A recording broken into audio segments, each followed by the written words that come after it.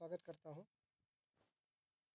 CTET के इस upcoming video में, जिसमें आपको देखना है, आपको मिलेगा बहुत ही बेहतरीन। ये क्वेश्चन आंसर से पहले आपको इंट्रोडक्शन देते हैं कॉन्सेप्ट ऑफ स्कोप ऑफ एनवायरमेंटल्स कि पर्यावरण अध्ययन की अवधारणा एवं क्षेत्र, इसका क्या कारण है और कौन से चैप्टर में। इन चैप्टरों से बहुत ज़्यादा क्वेश्चन पूछे जाते हैं और ये एक चैप्टर आपको बहुत ही डीपली हम पढ़ेंगे और अच्छे तरीके से जानेंगे। उसके बाद हम क्वेश्चन आंसर करेंगे। तो क्या है, जैसे कि ये हमारा कंसेप्ट है, कंसेप्ट ऑफ स्कोप्स ऑफ एनवायरमेंटल्स, ठीक, ईवीएस। ये इंट्रोडक्शन है, परिचय। तो आइए जानते हैं इसके बारे में। पर्यावरण अध्ययन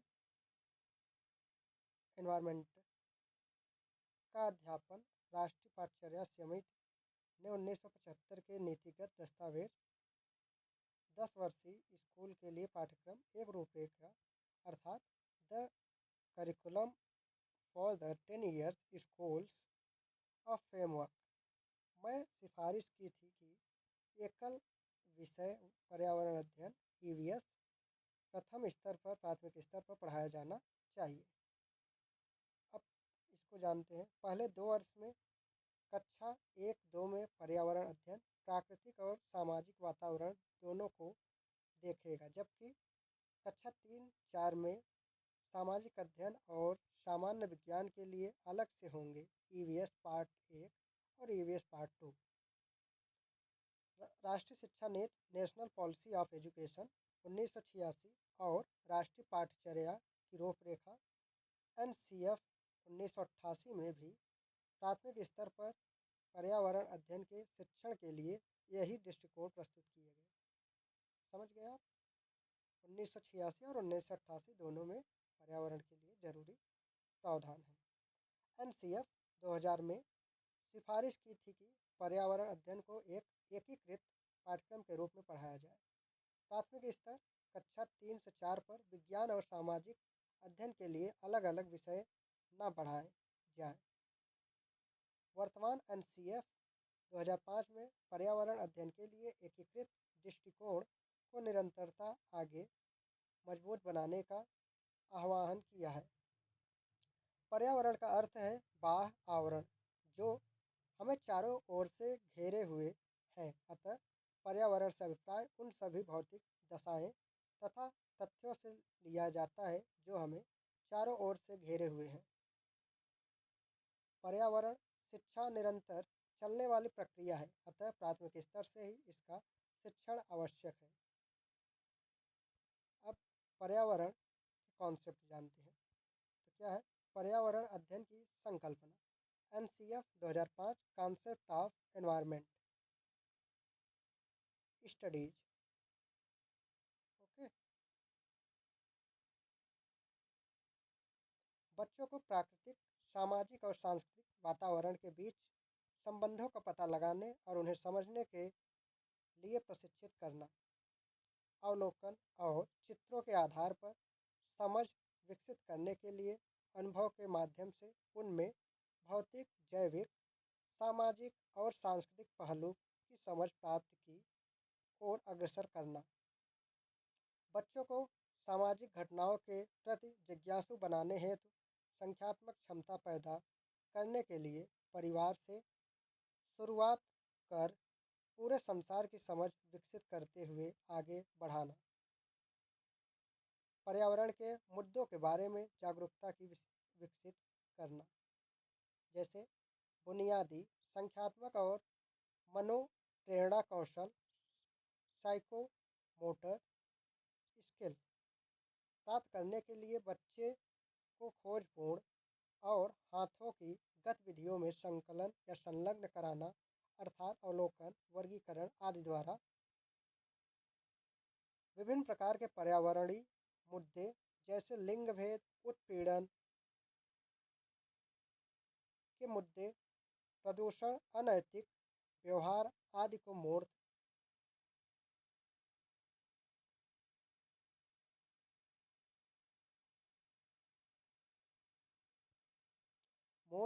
घटनाओं से संबंधित कर उन्हें समझने की क्षमता का विकास करना, कराना ताकि उन्हें उनमें मानवीय अधिकारों की समानता और न्याय मूल्यों के लिए समान सम्मान विकसित हो।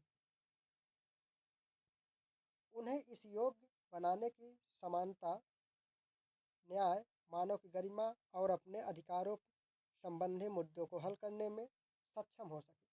पर्यावरण संरक्षण क्यों आवश्यक है? प्रदूषण क्या है? इसका समाधान कैसे हो सकता है? इन प्रश्नों के उत्तर भी समझ समझ विकसित करने के लिए पर्यावरण अध्ययन को प्राथमिक स्तर पर शामिल किया जाना आवश्यक हो गया था।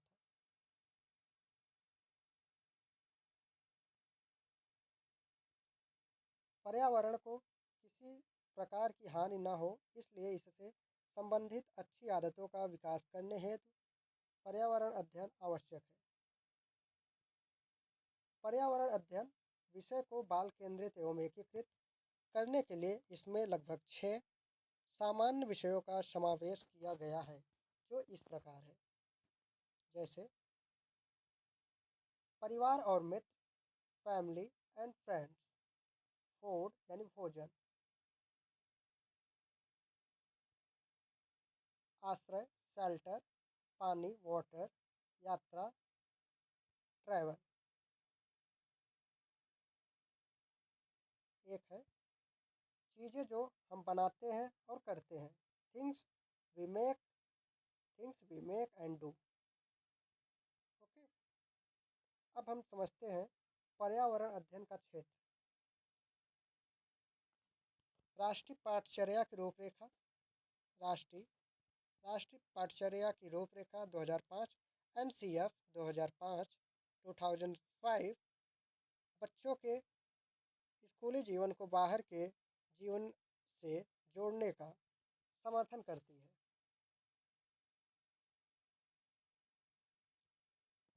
पर्यावरण अध्ययन के विषय में तो यह पूरी तरह से सही है, क्योंकि पर्यावरण अध्ययन का ध्येय मात्र ज्ञान का अर्जन ही नहीं, बल्कि इससे जुड़े सामाजिक, प्राकृतिक एवं सांस्कृतिक मुद्दों पर एक संपूर्ण रूप से समझ बनाते हुए आवश्यक कौशलों के विकास द्वारा पर्यावरण संबंधी समस्याओं का समाधान करना भी है। पर्यावरण अध्ययन में पर्यावरण विज्ञान एवं सामाजिक विज्ञान का समावेश है।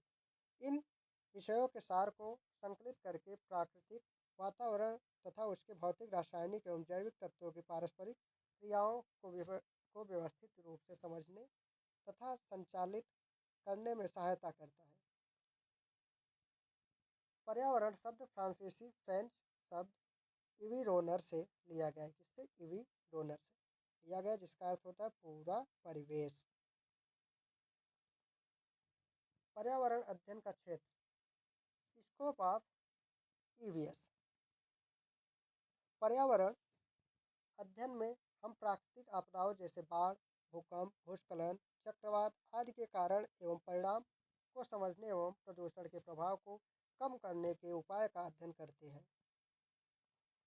दूसरा है, इसमें हम वनस्पति एवं जंतु के प्रकारों एवं उनकी सुरक्षा के बारे में अध्ययन करते हैं। प्राकृतिक संपदा एवं उनकी समस्याओं का संरक्षण एवं सुरक्षा, इसमें जल, मृदा, वन, खनिज, बिजली एवं परिवहन शामिल है। पर्यावरण के अध्ययन के क्षेत्र में न सिर्फ पृथ्वी वरन अंतरिक्ष भी सम्मिलित है। मानव पर्यावरण मुद्दों से संबंधित नीति एवं कानून का अध्ययन करते हैं। मौसम संबंधी अनेक कारण जैसे तापमान, पवन दाब, वर्षा, ओलावृष्टि, हिमपात, पाला पड़ना भी पर्यावरण के जैविक घटकों को प्रभावित करते हैं। जलवायु परिवर्तन के कारण आज अनेकों समस्याएं हमारे सामने प्रकट हो रही हैं, जिन्हें समझने तथा उनके निवारण हेतु मौसम विज्ञान के बारे में हम पर्यावरण अध्ययन में पढ़ते हैं। पर्यावरण का क्षेत्र काफ़ी व्यापक होता है। पर्यावरण अध्ययन को 3 व्यापक नियमों के अनुसार संचालित किया जाता है।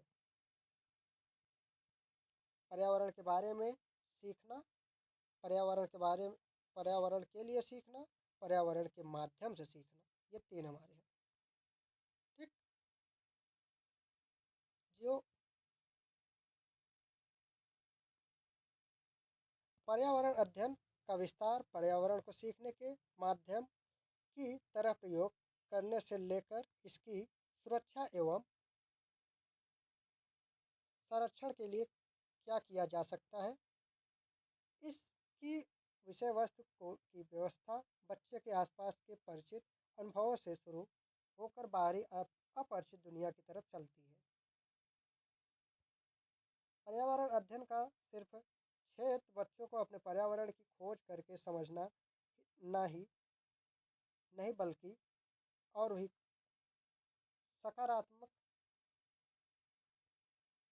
सकारात्मक अभिवृत्तियों, मूल्यों एवं प्रथाओं जैसी कि धरती पर जीवन की रक्षा, प्यार, अपने और दूसरों की देखभाल, प्राकृतिक संसाधन का संरक्षण, सामूहिक अधिगम की प्रशंसा, अपनेपन का भाव, सामाजिक दायित्व, संस्कृति के महत्व को समझने का विकास भी करना है। पर्यावरण की गुणवत्ता बढ़ाने के लिए सकारात्मक तथा अनुकूल क्रियाओं की शुरुआत करना होता है। संरक्षण की नीतियों को बढ़ावा देना तथा पर्यावरण को बढ़ावा देने वाले स्वाभाविक या स्वभाव एवं आदतों को अपनाना। तो दोस्तों मिलते हैं नए वीडियो में, तब तक के लिए धन्यवाद। जय हिंद, जय भारत। और सब्सक्राइब करना, लाइक करना ना भूलिएगा।